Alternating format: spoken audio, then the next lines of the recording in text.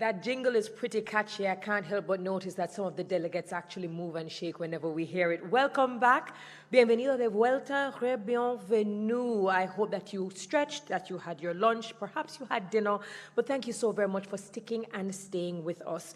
Now, to close off the very rich discussions we've been having since this morning, we have our high-level session that will take place right now. And the title is Social Protection and Inclusion to Strengthen Community Resilience. The organizers for this high-level session are the International Federation of Red Cross and Red Crescent Societies, IFRC, the Global Network of Civil Society Organizations for Disaster Reduction, GNDR, Pan American Health Organization, or PAHO, the Economic Commission for Latin America and the Caribbean, ECLAC, and our esteemed moderator for this high-level session is Roger Alonso, Head, Disasters, Crises, and Climate Unit, International Federation of Red Cross and Red Crescent Societies, IFRC. Do enjoy.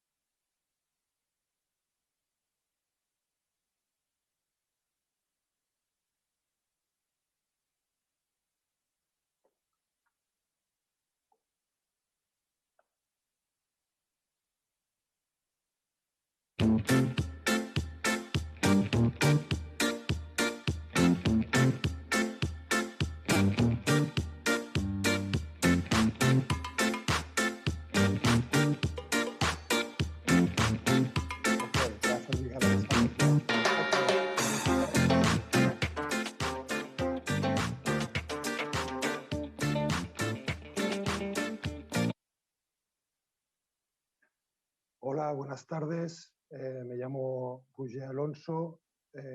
Hello, good afternoon. I'm Roger Alonso. I work at the International Federation of the Red Cross and the Red Crescent Moon. I wanted to welcome you to this high-level panel, but first of all, I wanted to thank you for the support and the effort carried out by SEDIMA, the government of Jamaica, for hosting us in this event. Today, we will have highly experienced panelists with long-standing efforts in humanitarian work in cooperation for the development. We have Ms. Lola Castro from the Food Global Program, the Civil Society Organizations for Disaster, and the World Institution of Visibility. The purpose of this session is to discuss about the importance of having social protection mechanisms that are inclusive in order to strengthen community resilience. risk, disaster risk management and governance, particularly in complex contexts where communities are affected due to the composite effect of several events taking place at the same time. According to recent figures, and at ECLAC, the region of the Americas and the Caribbean have been more strongly affected worldwide regarding reduction of economic production. The expectation is that recovery will be slower in years to come. The countries who are already fighting against prolonged social and economic issues and climate constraints and high levels of poverty, the expectation is to have improved economic impairment. 12 to 16 years of backwardness in the region in the fight against the poverty. 23.7% is the figure of poverty that will reach Latin America and the Caribbean, and extreme poverty, 12.5%. Similar percentages to those we had in the past, such as 2000 or 2008. Just like we see with food security, women are those with the highest prevalence of poverty. We see a type of inequality that 17.4% of the population were hungry, according to the FAO predictions, but the figure will reach 69 million in 2030. It's a huge increase without considering the direct impact of COVID-19, where I insist that there's full imbalance because women suffer even more. In the region, the impact of social economical crisis due to COVID are bringing down any gains reached in past decades. For the future generations, there's worsening of social and economic welfare in ways that we have not yet fully understood throughout the different sectors, especially related to health, food security, education, as well as loss of employment, finance, tourism, just to mention some of the most relevant. This phenomenon becomes even worse due to the composite effect of climate change and the disasters that are all simultaneous. Last year, we had a clear example with the arrival of hurricanes Eta and Iota by the end of the year, with high impact on many of the region's countries, with more impact on Guatemala and Honduras, but it reached many other countries. The definition of social protection mechanisms vary from one source to the other, but the final objective is always the same: to have policies, instruments, and programs that will protect the people who are more vulnerable from the impact of crisis and shocks. To have social protection systems that are well established is an affair of human rights that aims to promote the right to well-being, life, and livelihood of people. As humanitarian organizations that many times act whenever there's a gap or an absence of protection systems, we advocate to establish social protection mechanisms that are inclusive, to reduce poverty and to improve people's well-beings by reducing vulnerability and the capacity of resilience throughout the communities. We have seen responses to the COVID-19 pandemic, but because the countries have established different social protection measures to palliate, in several cases, even partially, the effects of the crisis. We hope these initiatives continue and further develop, that the social and economic pillars response is further developed so we can try to reduce the gap that we can see will create 10 to 15 years of backwardness.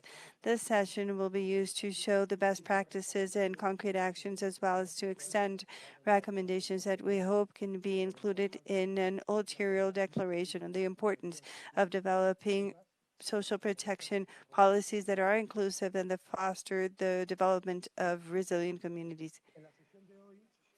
In today's session, we will have a 90-minute roundtable where we will use a polling system as our speakers' interventions go by. We will pose questions about the speaker's interventions, and this is how we will engage. Later on, I will explain more about the app you'll see that we will have interconnectivity between Zoom and a certain delay. So please take a look at that. Be aware of that, and you will not see the results immediately. At the end of the session, the panelists will set out 2 recommendations, each one of them to promote further synergies between the social protection policies and disaster risk reduction in the post-COVID world, where the PR21 participants will vote on what they believe are the most relevant recommendations. The final is be presented in further sessions, and they will be part of the results documentations of this event. Without further ado, I will now present you to the first speaker, Ms. Maria Dolores Castro Benitez. Lola Castro. Lola is the Regional Director for Latin America and the Caribbean of the World Food Program. Lola Castro has developed her professional career by working in the international humanitarian field, and she joined the UN Food Program in the mid-90s, and she has held positions of direction, coordination in response to emergencies and long-term responses. Ms. Castro was representative and country representative in Pakistan since 2016, where she supervised a broad working portfolio on food safety and sustainable growth. Ms. Castro and her team worked in tight collaboration with the Pakistani government to promote the local acquisition and sustainable purchase of food, as to strengthen the preparation through capacity development between authorities in disaster management throughout Pakistan at all levels, federal, provincial, and district, alongside with the construction of a national network of logistic facilities and humanitarian response facilities. In her time as country representative in Mozambique, she was a supervisor of the United Nations Development Program, and she worked with the country. She also worked in tight cooperation with the Mozambican government in developing strategies for resilience to improve early warning systems and response mechanisms as well, and the social and productive networks by using technologies that were still considered innovative, such as cash transfer. She also worked as representative and country representative in Georgia, Armenia, and she was responsible for the World Food Program in both countries, with focus on rehabilitation of rural infrastructure for sustainable food security, and in Georgia by addressing the needs stemmed from the drought in the South in 2018. Before joining the World Food Program, Ms. Castro worked in Malawi for UNHCR as a commercial advisor for the Spanish service in Romania. She is from the Canary Islands. She studied political science and international relations by the Complutense University of Madrid, and she works for the the Spanish Cooperation Agency for Madrid. Welcome, Ms. Lola. I would like to ask you a question. In your perspective, what are the practices, mechanisms, and most outstanding recommendations throughout the region to guarantee there's a synergy between policies and programs aimed at social protection and disaster risk reduction with a food security perspective? Thank you very much, Roger. English, if it's okay, so that I can give a little bit more strategic reply. Thank you very much for your presentation. Thank you for having the World Food Program today, represented by me as Regional Director in Latin America and the Caribbean. As you know, as World Food Program, we really our mandate is zero hunger and working with food security and nutrition in over 80 countries. And in Latin America and the Caribbean, we are in 13 countries.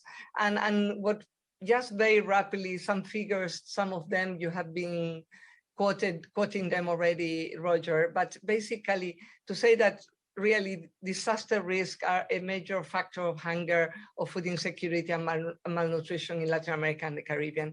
We basically have seen over the last 2 years a very alarming increase in the figures. And in the 13 countries where WFP works in the region, we have seen how severe food insecurity have multiplied by 4. from 3.5 million people severely food insecure in January 2020 to 12.3 million people in 2021. We are also seeing in the latest SOFI report that it will be issued very soon, how in 2020 we have 92.8 million people in conditions of food insecurity in our whole region, which is really very, very worrisome if we know that in 2019 we had only 27.5 million people in food insecurity. So really we have seen how the COVID-19 and the multiple shocks have accelerated a number of problems. And among them, one of the problems is the double burden of malnutrition. We know that the malnutrition and obesity are a huge problem. And in Central America, we have 50% of the adult women affected. And in South America, we have 60% of the adult women affected. And the most worrisome part here is that the countries, each one of the countries that we have analyzed loses between 2 to 16% of their annual GDP to that double burden of malnutrition. To make things in the sense of food insecurity and malnutrition more complicated, we are seeing in our region, we have the highest the highest in the world, we have the healthy diet in Latin America and Caribbean has the highest cost in the world. Let me just correct myself. It is $4 per person per day. And this means that in fact, 104 million people a day in the region can go home and cannot eat a healthy diet. So this is to put a little bit the situation on food insecurity and nutrition. And with that, we also see in our region how you mentioned them, serious shocks and stressors come impacting the people food insecurity. And really, we really need adequate programs and policies to address these disasters and to address and enable a rapid and scale-up emergency response. That is what we mostly do with the governments in the region and the other actors. So to reply to your question, we see how in this region we have had a number and an increased number of social protection platforms that are a huge opportunity to really put the intersectorial approach and to reach zero hunger and malnutrition by 2030. We see some of these platforms that are short-lived. And we saw around 340 of these social protection schemes coming up during the COVID-19, and they reach around 326 million people, according to ECLAC. But we also know that they did not manage to fully contain the impact of poverty, and it's due to several challenges. The challenges of this platform are mostly coverage. They are not comprehensive neither, and they need to be adequate to the different needs and times. So let me just to focus on the reply to the question, which are some of the good practices we have seen over the last years of social protection systems that also link and provide resilience to the communities and diminish the effect of the shocks that we are seeing, the multiple shocks. One of them that we saw recently, very, very effective during the COVID-19, was the school feeding programs. In fact, the school meals. These were one of the first interventions that adapted to the crisis. I mean, when all the children had to go to school and to home and they could not go to school, etc., 21 countries in the region decided to use these national programs to ensure that the school children had access to a school meal, even during the closure of schools, what provided a safety net to the family as well. And 17 of these countries also provided take-home rations, or some of them also decided to provide a voucher transfer or a cash transfer to the families. So by the diet to these children that we are now learning at home, or we're not learning, maybe depending on their ability to access the virtual platforms. So that's one of the good practices we have seen in the region over the last 2 years. Another good practice that we are seeing in the region is a number of community resilience programs. Let me tell you that despite the lockdowns, despite all the inability of people to move more frequently, we managed to continue in many communities with high need and at high risk to continue this type of conservation activities. Like, let me say that we as World Food Program in the 13 countries with our partners, government, civil society, etc., and the communities specifically, we managed to conserve 850 hectares of land, plant almost 165 hectares of forest, and also establish 835 water points. These are examples of interventions that really have a strong impact in the communities. And one good example we have is in the dry corridor of Guatemala, Honduras, and El Salvador, where 32,000 people have been able to really reduce the impact and adapt to the impact of the drought and improve their livelihoods by creating assets and diversifying their income generation. This happened between 2016 and 2019, and the evidence says that every time now that there is a drought in the same communities, these communities are able to cope better and to maintain a better food security, a better diet, a better living conditions because of the assets they created are maintained and are useful to overcome the effects of the drought in the dry corridor. And a third one that it seems to be very useful and innovative is the approach of risk finance. And it's an area of opportunity that we have in the whole region, in the whole Latin America and the Caribbean. And what are we doing through risk finance? Basically, what we are enable is working with the governments and the private sector. It really enabled to access insurance and other financial services. And like that, they have a greater self-reliance before and after the disasters hit in their areas. And we're really finding that although the initial test of this risk finance are small numbers, like we can say 2,500 households or 3,000 households, depends where we're talking about, we can see that they can be really a scale up and eventually become interlinked with the social protection programs and become at national scale. And that's where we are looking for working more and with the governments and all the social protection platforms in the country. To give some examples, in 2021, we have started 3 microinsurance initiatives in Guatemala, El Salvador, and Nicaragua. And there is a plan to scale up rapidly together with the public and private sector. And there is high potential.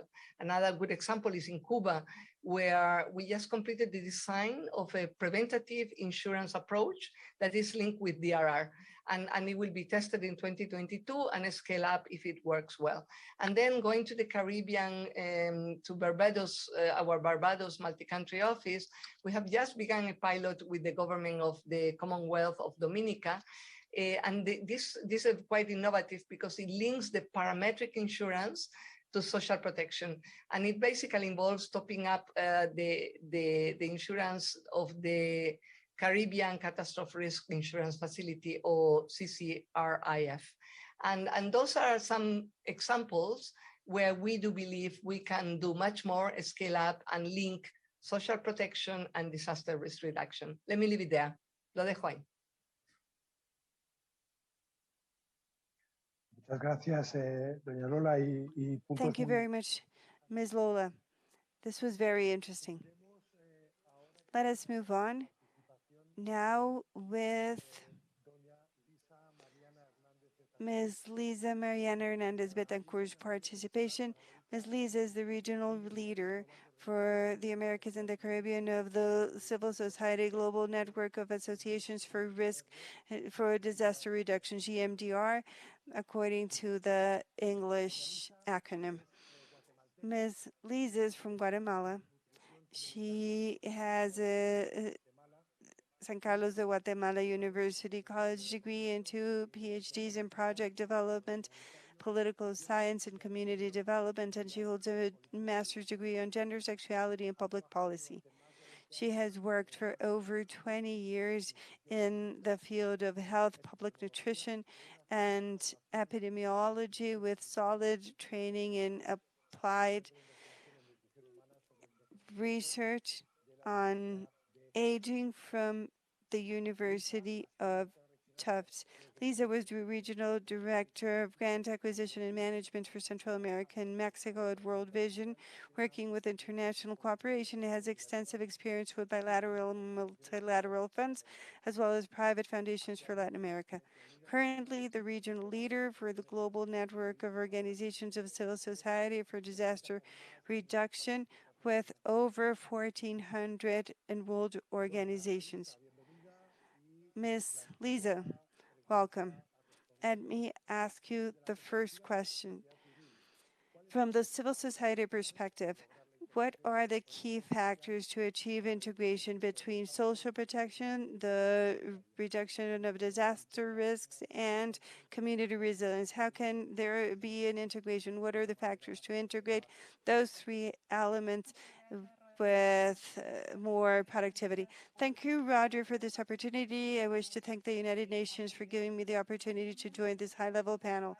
To address your specific question, I will mention a few factors that from the civil society perspective add congruence and consistency to social protection, disaster risk reduction, and community resilience.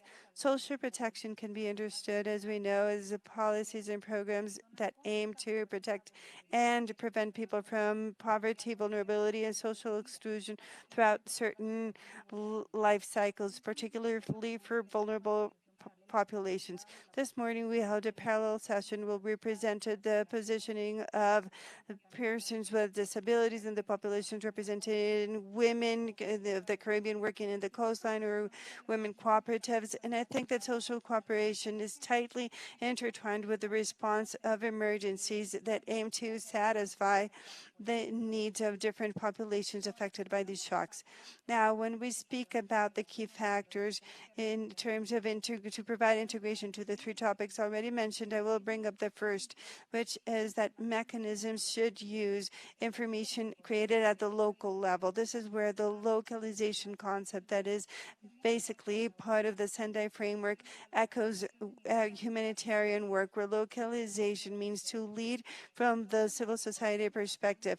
Hence, the social protection mechanisms must be informed from the perspective of those people who are affected, from the communities, considering a systemic approach that has more than one interrelated variable in the process of providing a response to include different variables that will influence the creation of community resilience. This is what I believe is one of the main factors I can mention. The second is aimed at using social protection systems to respond to an emergency, where you provide both government, humanitarian stakeholders, and risk management stakeholders so they can act as allies. So the second factor I would like to mention is joint effort with key actors, local governments, faith-based organizations that we know that in regions such as Central America and particularly in Latin America, faith-based organizations have a large power to convene people in civil society, and we have to face the inclusion of the most vulnerable communities representatives, because when we speak of inclusion, we're speaking of a type of intentional inclusion where the different sectors and victims are also represented, because victims are a major sector.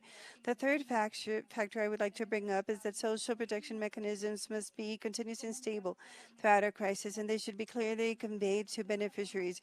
Whenever you provide these services with regularity and in a way that they can be predictive, the potential is to increase resilience in the face of emergency at the household, in poor homes and homes without access. So in order to build community resilience that is aimed at sustainable risk reduction, we believe that the social protection mechanisms must be continuous and stable, where the rules are pretty clear in the criteria of applicability, and the beneficiaries can be eligible based on criteria and not due to friendship or proselytism. We know that in our particular region, Central America and Honduras, we're about entering an election process in November, One of the social protection mechanisms characteristics is that they may disrupt the sense of assistance, and they can be seen as with a purpose of proselytism, and we cannot allow for that.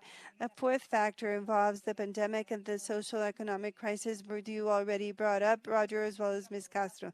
The social economic crisis caused by COVID expressed the weaknesses and vulnerabilities of the political system, of the social protection system that we have in the region. It has proven the inefficiencies in the region regarding services and response and care mechanisms. So the fourth factor is that social protection mechanisms coverage considered within their ramifications the response to disasters. That is to say that it is organic, that it is no longer a responsive mechanism, that as from everything we have gone through, they really become part of environmental planning, and that it's a mechanism designed for the proper implementation from planning to implementation.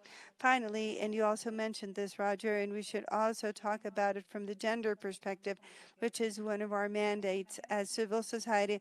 I would talk about feminization of poverty, and I mean that there's more exposure to poverty from women due to the high levels of precariousness, vulnerability, and insecurity they suffer as being subordinate to women in gender-based perspectives that is pretty stronger in societies such as Latin America.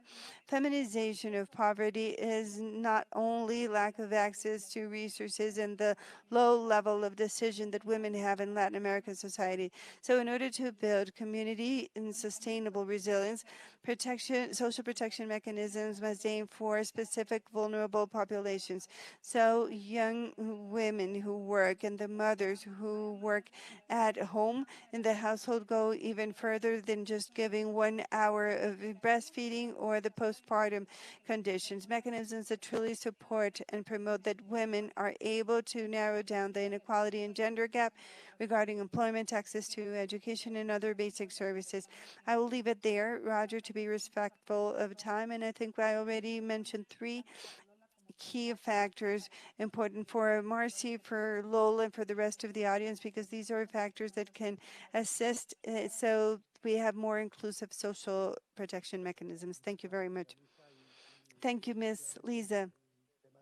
Yes, the feminization of poverty is indeed a major issue. And I was recently having a discussion with the gender protection team about the role of caregivers throughout the region. And there's still huge imbalance in the salary gap as well as that double working shift, because there's still women who have to take care of the children of the parents at home. Thank you very much, Ms. Marcy.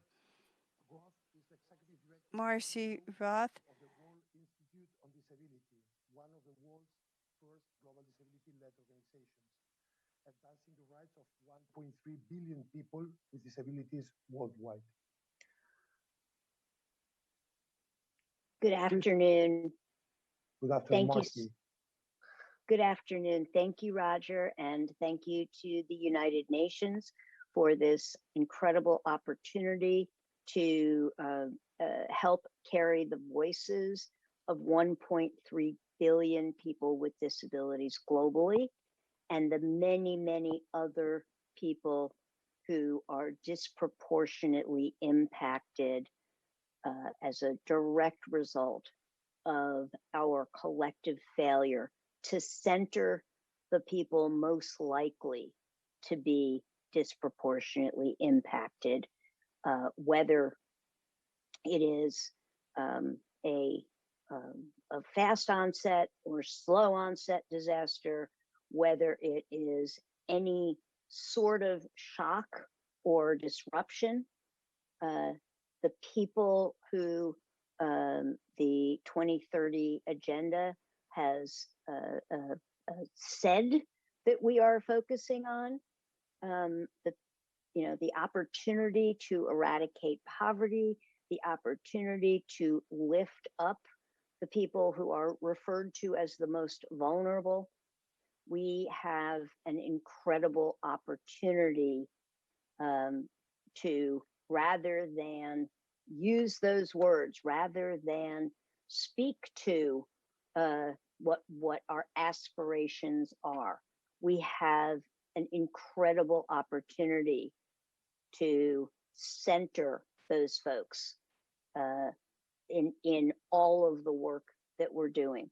Social protection doesn't mean, particularly for people with disabilities and for many others, it doesn't mean take care of us. It doesn't mean provide charity to us. It means nothing about us without us. In the great words of a US member of Congress, Congresswoman Ayanna Pressley recently said, the people closest to the pain should be the people closest to the power. The people closest to the pain are the people who should be closest to the power. I find those words to be extremely instructive as we think about how we are truly going to meet the possibilities of the Sendai framework, the sustainable development, the vision for 2030 and beyond. And so just yesterday, despite the fact that we have the United Nations has put forth an incredible disability inclusion strategy, that disability inclusion strategy, which identifies key pillars for inclusion. It identifies 15 indicators to help us to measure. Just yesterday, a minister of energy was unable to enter a COP26 event because they had not anticipated the accessibility of this individual. And as a wheelchair user, she was unable to get in. I share that example because until we focus on the resilience of all people, all of our communities, the communities that are most likely to be disproportionately impacted, we will continue to fail again and again and again. And in fact, there was a quote that I saw from this very unfortunate situation yesterday. And the quote was, well, they didn't let us know that they were going to need accessibility, as though it is the responsibility of the individual to tell people that accessibility, universal design is something that we should all expect, especially when we've laid out those disability inclusion strategies that speak to the 15 different indicators of our progress. And so I raise this example because we are clearly still focusing on social protection and resilience as being something we do to people. We're still centering it on the responsibility of individuals to let us know that we want to participate, that we have something to contribute. There was a presumption that nobody would need accessibility at this meeting, not because there was anybody specifically trying to exclude, but I reflect again on this particular situation because this is what's happening in our local communities every day. We are making the assumption that the people who are the poorest, we're making the assumption that women, we're making the assumption that children, we're making the assumption that older people, that people who have a variety of accommodation needs, we are making the assumption that we don't need to plan with them. We're making the assumption that we move forward and um, and pretty much hope for the best. And so as I think about how we can move forward, I think about an example of some work that we've been doing. The Global Alliance for Disaster Resource Acceleration is a collaboration of disability-led organizations, corporations, foundations, NGOs. We come together to accelerate disaster resources where they're needed and when they're needed most. And so an example of this strategy can be seen in Puerto Rico, where we were able to match a disability-led organization, an independent living center led by people with disabilities, and a major corporate pharmaceutical company. And they are working together, not in a charity model, but they're working together to make sure that the whole community, the islands of Puerto Rico, are working together to disrupt the kind of assumptions about disaster risk reduction. They're working together to decrease the impact of disasters, not through a benevolence approach and not through a checklist approach, but rather as partners working together to strengthen the community. So in particular, we need to be focusing on the adage that is spoken by people with disabilities around the world: nothing about us without us. We need to shift our paradigm from thinking about people with disabilities and other people who are considered vulnerable.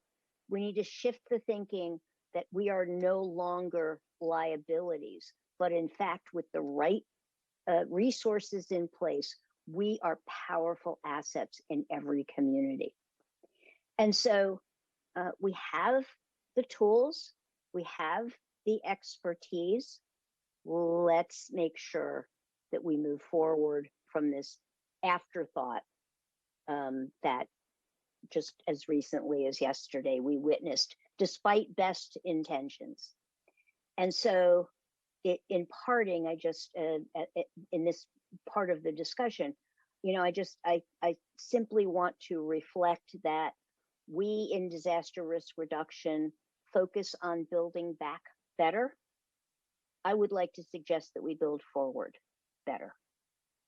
Building back is not the right direction for us to be moving if we are truly going to build more resilient communities for all. Thank you.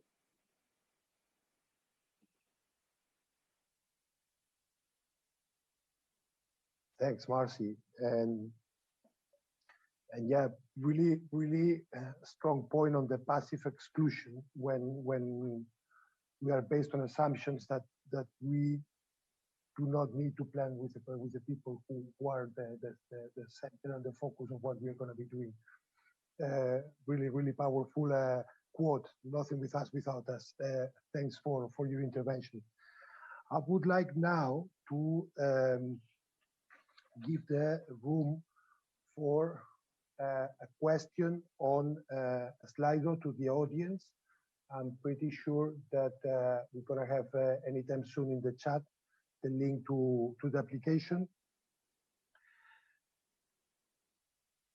I'm going to shift into Spanish. Vamos a tener varias preguntas. Vamos a tener. We are going to make various questions. So, what are your key recommendations for the resolution of the community, to the recovery of the community? We're going to have 4 questions, 4 answers.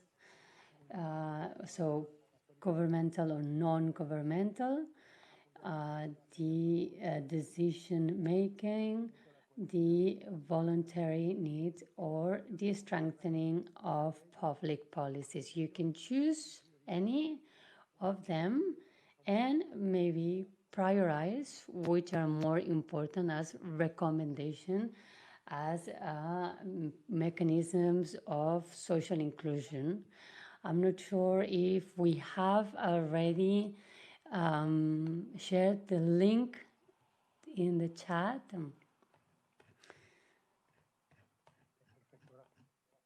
Yes, so we have shared the link in the chat so you can answer the questions through Slido.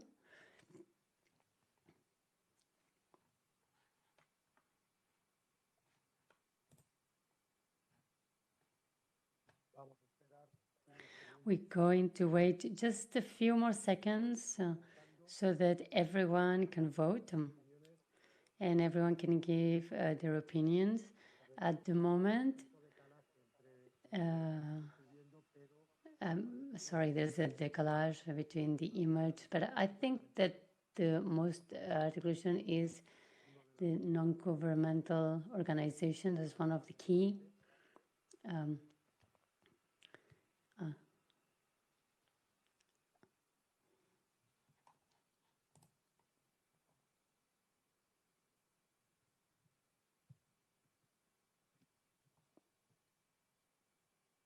Vamos a esperar unos segundos más.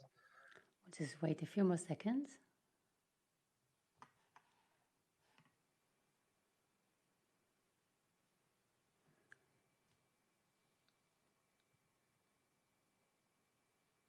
Y efectivamente, sí. And yes, the answer, the two key elements are the articulation between government and non-government actors. We have been listening to Marcy, who has been very strong in saying that we need to attend the people that we're working with, and we want them to be a part of the solution and not as a problem. And we have to stop having that, change our paradigm, change our mindset. And she was saying it in a very strong way that we have to think from locally. We have to think locally. We need to find mechanisms that prioritize the voice and the participation of communities, because they are the ones that are going to tell us directly how they want to be attended.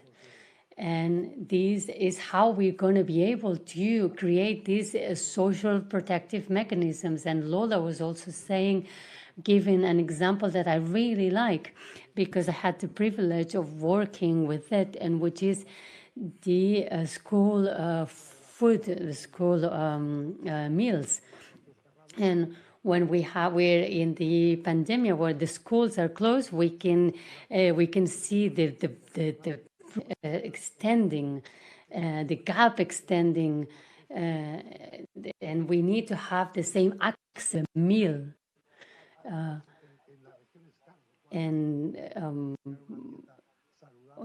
So too that in the region we have a healthy diet for everyone, and that's accessible to everyone.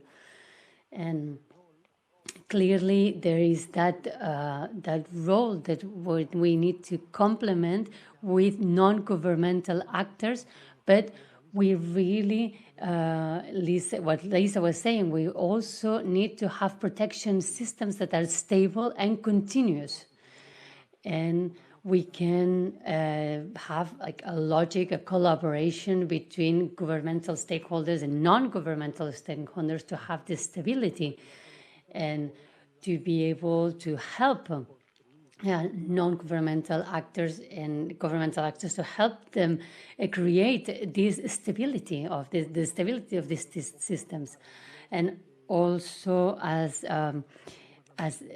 this articulation between governmental and non-governmental articulations, we have to include the marginalized group in the decision making, and we have to bear in mind what Marcy just told us. And I really liked this bending forward better. We need to start thinking in a different dialogue, and because otherwise we're going to repeat the errors. And we need to find ways to have this everyone involved, and in the passive planification that we were talking about, and if we don't give access to everyone, then it's not going to be worth it in the future. So we're going to close now the question, and I would like to close the session with some questions.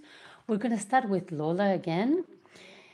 And what are the two main recommendations you would put forward with regards to social protection and inclusion to strengthen community resilience?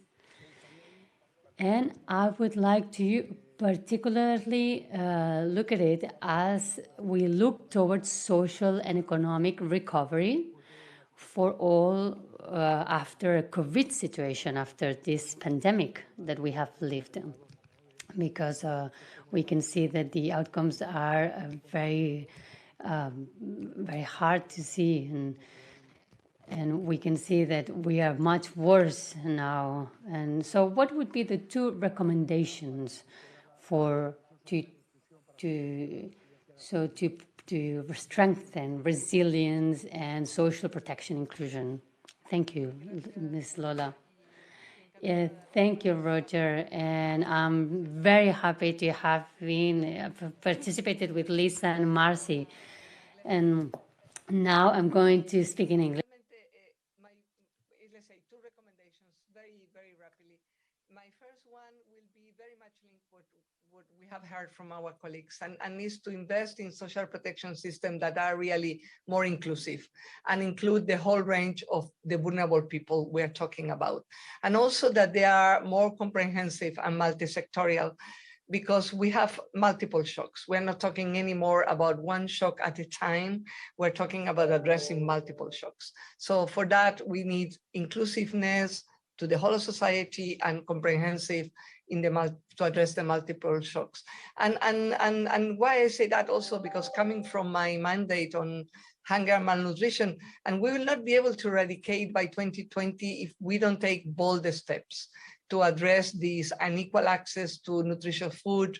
We really cannot go ahead, as it was said before, and I think Marcia put it very well, look forward, not backwards. If we continue doing the business as usual, it's no longer business as usual. We need inclusive recovery. We need to start investing in the household resilience and on their capacity to adapt to this new context that we have been confronted with, as you said, Roger. Through the COVID-19, we have learned the lessons. We cannot do business as usual anymore. So inclusiveness and comprehensive and business as usual is no longer an option. And my second recommendation very rapidly will be that we really need to do much more system level investments. And this is because we have a growing number of large scale crises, and we are in a much more interconnected world, and we need this integrated approach, investing in resilient and short responsive social protection systems, and they need to be linked to both food systems and health systems. It's really critical. We just heard from the recent summit, Food System Summit, how the food system offers us an opportunity to improve a number of solutions along the value chain, and with a view to have a more equitable and nutritious food for all the population. And that's very critical. And then we also hear all the time how the health systems also can address some of the most direct problems related to malnutrition along the life cycle that we see from the conception to at least the 1,000 days or even longer.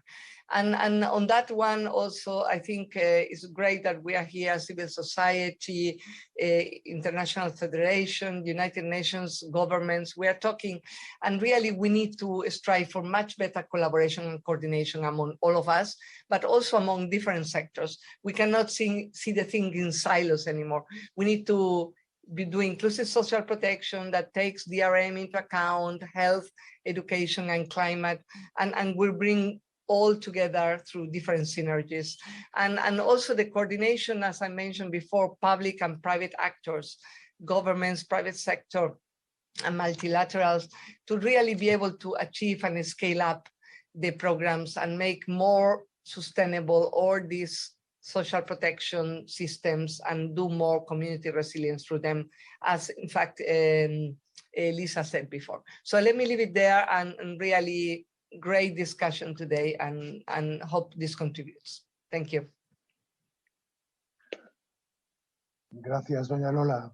Sí, desde luego, para mí me siento muy humilde.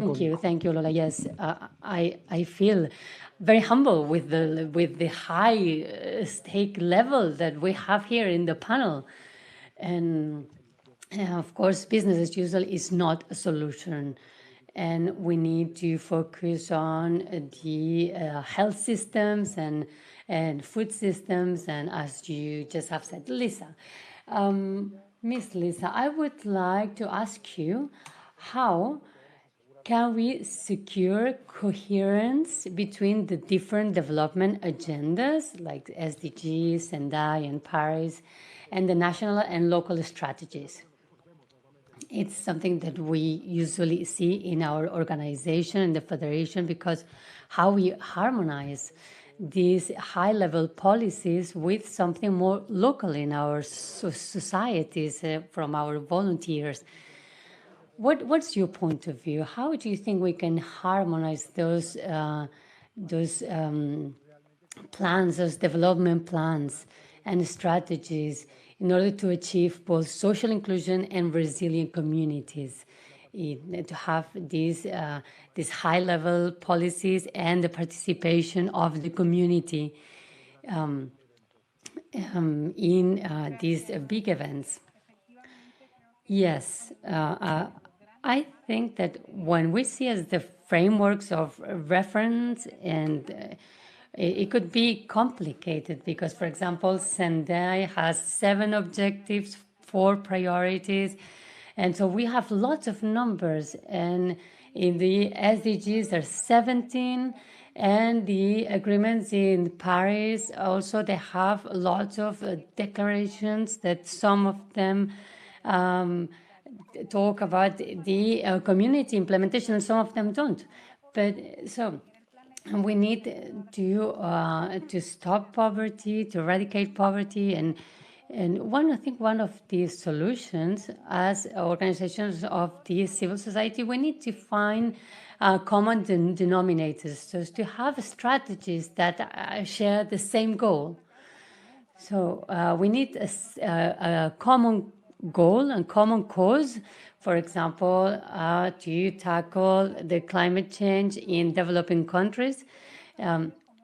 So we need to see how to tackle systematically a problem, and also to have sustainable strategies in the communities that are affected.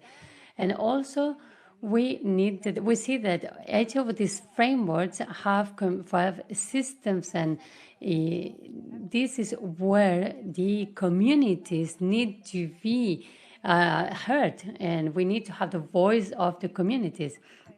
And we need, for example, the consultation of the Sendai framework, and we can present ourselves as the civil society organizations in a report that's going to be in a week, and to see how many of these initiatives can be implemented, for example, of those people who live near a volcano or near a river.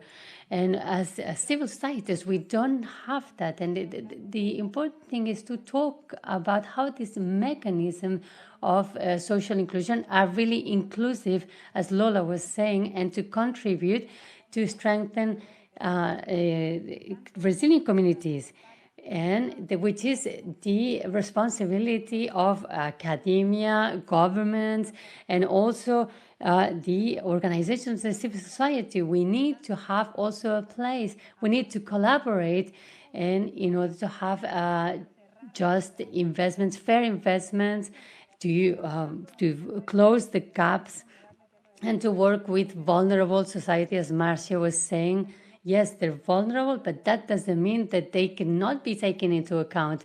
They can be taken into account from planning and to have responses to risk. And it's with the same communities that contribute to these strategies in order to have sustainable strategies. And for example, also in post-COVID strategies, and as Lola was telling us, and we have seen in the fields how all these populations have been impacted. So I think collaboration is very important, and also to have a gender perspective and inclusion perspective, and also with those populations that we call vulnerable, but they have a lot of power and they have a very big voice. And this is where I'm going to end it here. Thank you very much, Lisa. Yes, I think we have very clear points of Liz to look for common denominators and that role that we have, governmental stakeholders and non-governmental stakeholders, to translate all these elements that we have in the frameworks, in global frameworks, in a language that allows us to work and that can be implemented locally as well. And it's also very interesting to see all this framework that we have the implementation at local levels and that we are taking them into account, and also the coordination.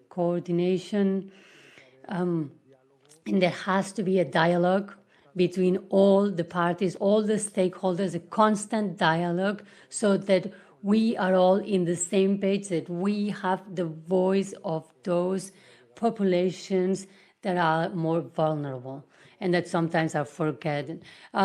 Miss Marcy.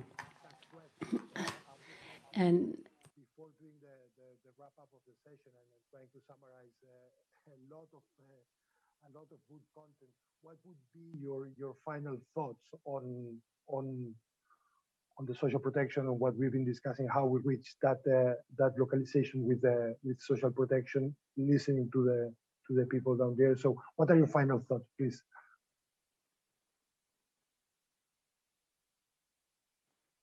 I want to begin by saying how much I appreciate and respect the voices of Lola and Lisa and Roger and so many other people who've made the time to be with us today and to really think about these issues.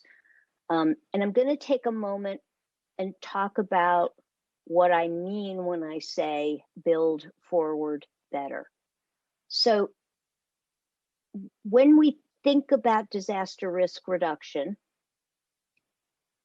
what is it that will actually accrue to better outcomes for people and communities?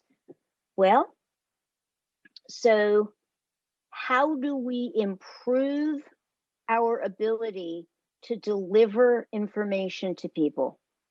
Information has to be accessible and it has to be actionable. It's not enough to provide information. The information has to be usable by the people.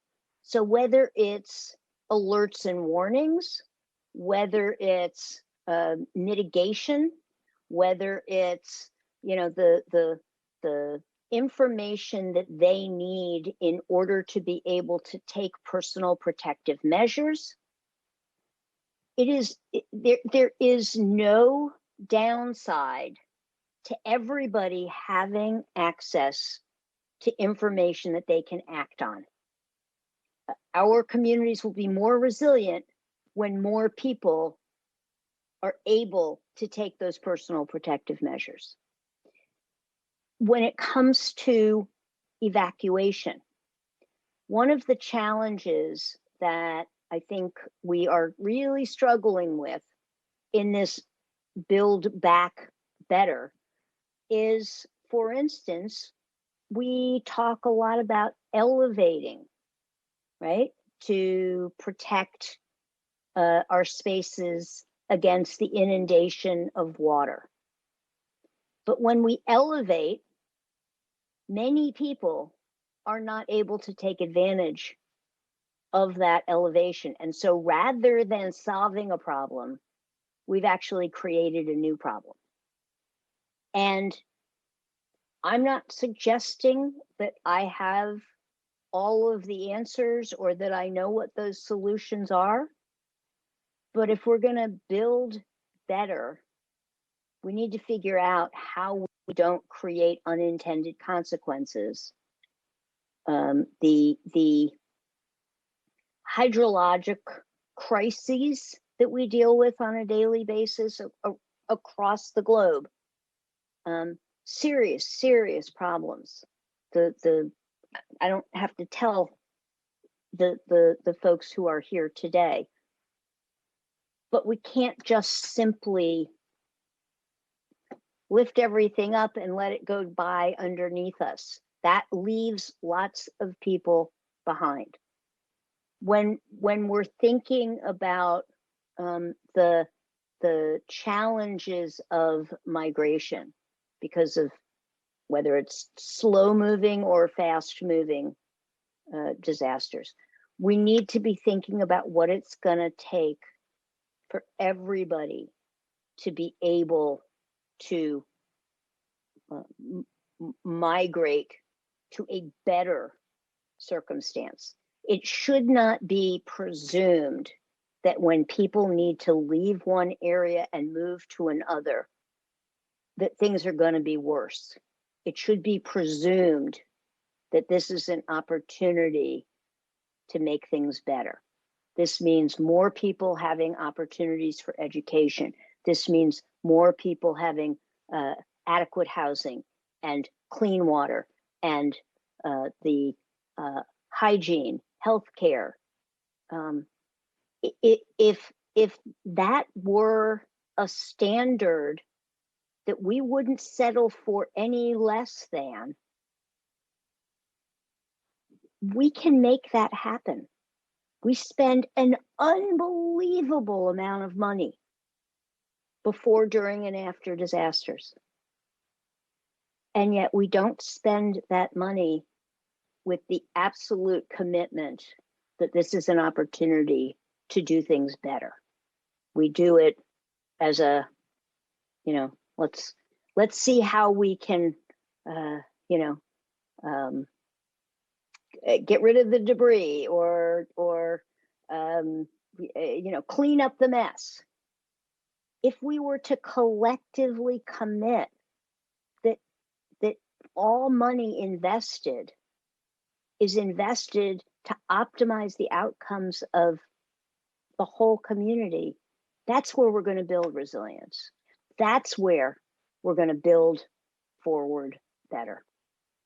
And I appreciate the opportunity to share my passion about these important opportunities. Thank you. Thanks, Marcy. And I like, you can raise your hand if you think I'm not describing it well, but I will try to summarize it with 3 sentences. No one left unsafe, so we secure the protection of everyone. No one left behind, so we treat everyone the same way. No one left out, and your example was like physically very clear on that sense, no?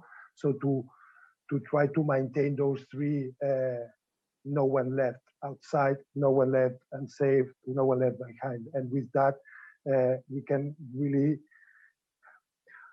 it becomes hard. I really understand that it becomes hard sometimes to remind every single second, every single moment, everyone about those 3 sentences. And it looks very simple, it looks very straightforward, but thanks for your very strong message on that sense, because we really need to keep that in mind all the time, on all the actions we take, on all the activities, and all the planning, and all the evaluations, and all the things we do on a daily basis. I will try, and again, it's a privilege to be here among three women of your level and giving like really, really good inputs on the social protection way forward. I will do my best to summarize what we've been listening during the session, and the closing remarks would be trying to again go through your interventions for what I think it was more relevant, or for me it was more important to raise. Good practices from the region, from World Food Program. Disaster risk are major factors of hunger in Latin America and Caribbean. Just had the eruption of volcano in San Vincent earlier this year. We have hurricanes. We have a lot of crises. Also, as Marcy was mentioning, the movements of population. And we see a huge and a significant increase in figures on food insecurity compared to past years due to the multiple shocks, socioeconomic crisis generated by COVID-19.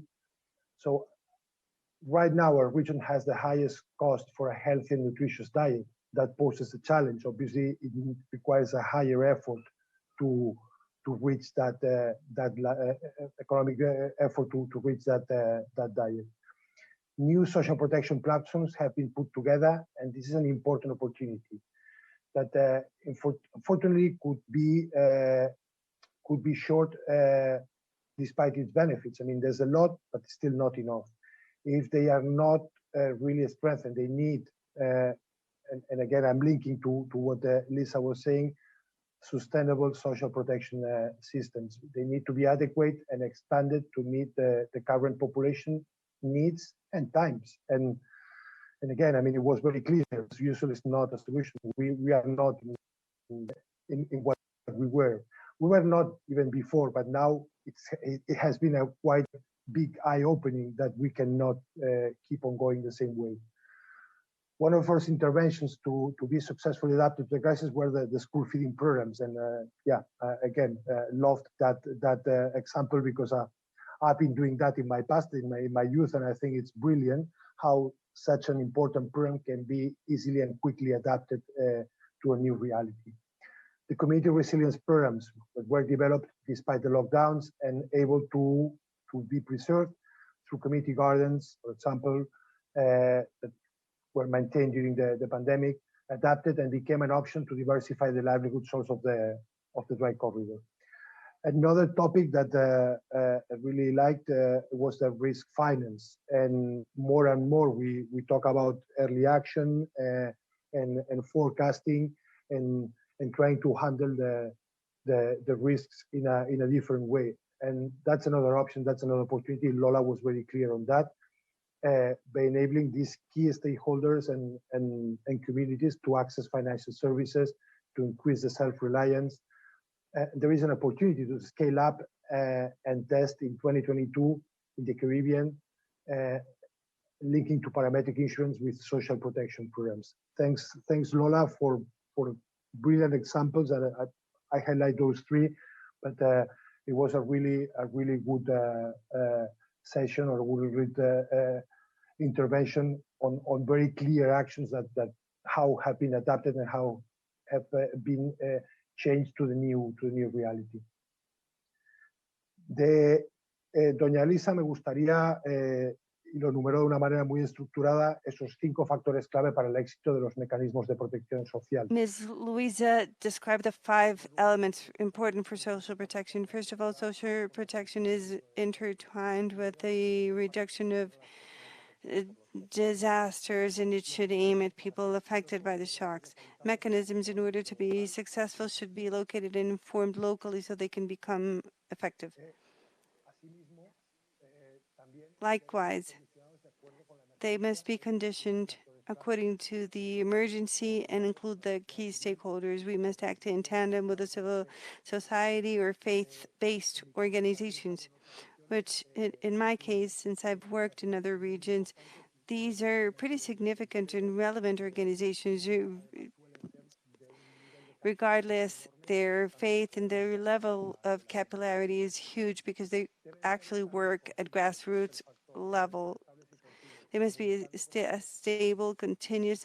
They should communicate the cost for the beneficiaries. If they're predictable, they will allow to develop resilience. The rules must be clear. We need to have applicability, screening criteria that are free from corruption, that prevent propaganda that may lead to misinterpretation or to alter the sense of the whole purpose. Fourth, the social economic crisis has reinforced the social protection mechanisms out there. We must consider as part of planning for disaster response that gap, that aspect that has not yet been fulfilled, because in the future we need to learn, we need to be capable to understand what has happened, and we need to be capable of creating a bridge.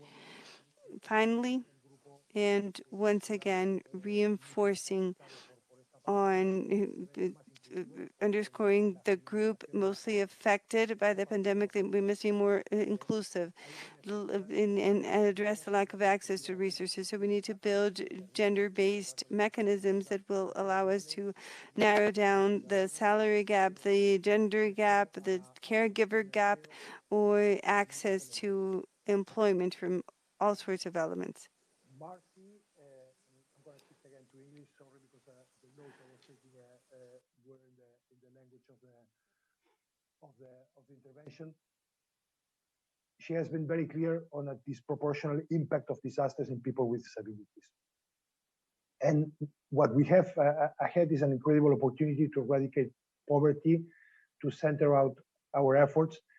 And it doesn't mean to go and perpetuate ourselves in a charity approach, or that we take care of you guys, or we take care of the, no, we do it together. The people closest to the pain should be the closest to the power. I love that quote. It's very clear and very straightforward.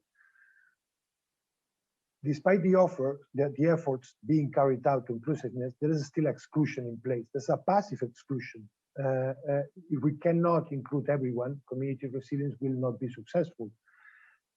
We need, it's a basic, it has to be the common denominators we were talking before, mentioned by Lisa. Everyone has to be included. If not, it's never going to work.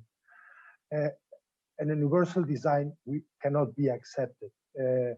And that's not what you should expect. We cannot wait for people to call upon it. We really need to generate and create the spaces where everyone can participate. We're still focusing on social protection and resilience, centering it on responsibility of individuals, or wanting us to participate instead of taking action and going to listen actively. They want the way they want to be listened. So we were talking about the way we listen to them, the way we take the messages, how we talk information, and what are the channels, what are the way we need to ask them questions. It's not probably going to be a question or a Kahoo where everyone. No, we need to really understand how we need to ask them, and how we really need to let them speak, to share and to reach that community resilience. I like a very clear example of innovative partnerships like the one established in Puerto Rico with a pharmaceutical company to ensure that the entire community are working together to disrupt assumptions of DRR. How they work together to strengthen the communities, in this case with the private sector, shifting the paradigm that disabled people are a liability.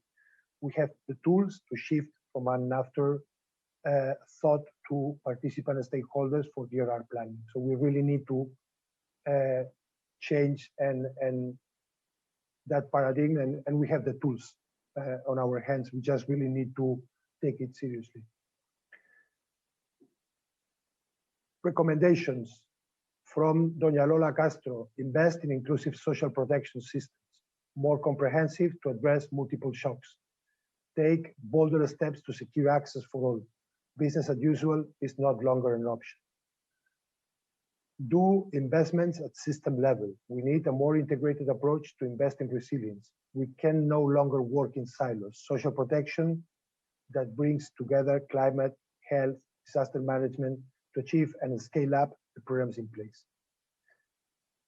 Doña Lisa, buscar los denominadores comunes de los marcos para operacionalizarlos. Llevar a cabo acciones que permitan lograr metas. Carry out actions that will help us attain common goals. Every actor plays a role in creating cooperation mechanisms to narrow down the gap so that with inclusion we can all engage in coordination with the communities to achieve the goals. Information must be accessible and usable to the people. There is no downside to it. Resilience will increase when people are able to take protective measures, when they understand what are the protective measures they need to take on their terms, on their language. If we are to build better, we must ensure that these solutions don't increase or worsen current situation of the people. We must stop assuming that displacement is going to worsen current situations and appreciate it as an opportunity to do things better. No one left behind, no one left unsafe, no one left out. Thanks again to all of you for this lovely afternoon and the exchange of opinions and the good level of your interventions and clear messages to improve the social protection in our region. Thanks, everyone. Gracias, Roger. Thank you. Thank you Adiós. very much for the opportunity. Be safe and well. Muchas gracias por la oportunidad. Thank you. Gracias.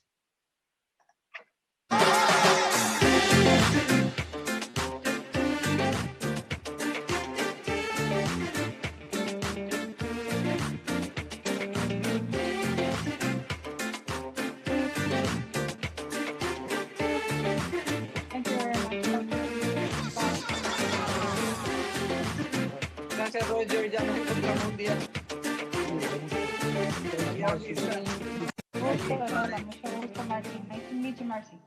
You too, let's work Gracias, together. Roger Alonso, Head Let's Disasters, all work Crises together. and Climate Unit, International Federation of Red Cross and job, Red Roger, Crescent because- Societies, porque no éramos fáciles, ¿no? IFRC. Thank you so very much for moderating our very final Muy session bien, Roger. for this afternoon. The biggest takeaway for Roger, me excelente. to all the delegates here is when they said, building forward better. We're not trying to build back better, but instead we are trying to build forward better. We thank all of our moderators, speakers, panelists for their contribution, not only on day 3 today, but also on days 1 and 2. The more you listen to them is the more you hear the themes and the words: inclusion, accessibility, accountability, increased capacity, investment, planning and preparation. But all of these things can only be done if there is strategic partnership and coordinated action. And the more you listen to them is the more you realize that they are aligned with the discussions that are taking place in Glasgow right now. Thank you so very much to the sign language interpreters, the English, Spanish, French translators. We appreciate your service. To the organizers, the Government of Jamaica, the Ministry of Local Government and Rural Development of Jamaica. I see the Minister, the Honorable Desmond Mackenzie, in our company. Co-organizers, the Caribbean Disaster Emergency Management Agency, CDEMA, the United Nations Office for Disaster Risk Reduction, UNDRR. Thank you so very much. Continue the conversation using the hashtag. And finally, we know that we're having our panel discussions, and that's fantastic, but there are additional resources. So you can go to the webpage, RP21 webpage, or hop in, where you can get access to on-demand video, virtual tours, innovations, virtual booths, and more. From all of us here in Jamaica to all of you out there, we say thank you for joining us. Buenas tardes, buenas noches, bon nuit, take care, good night.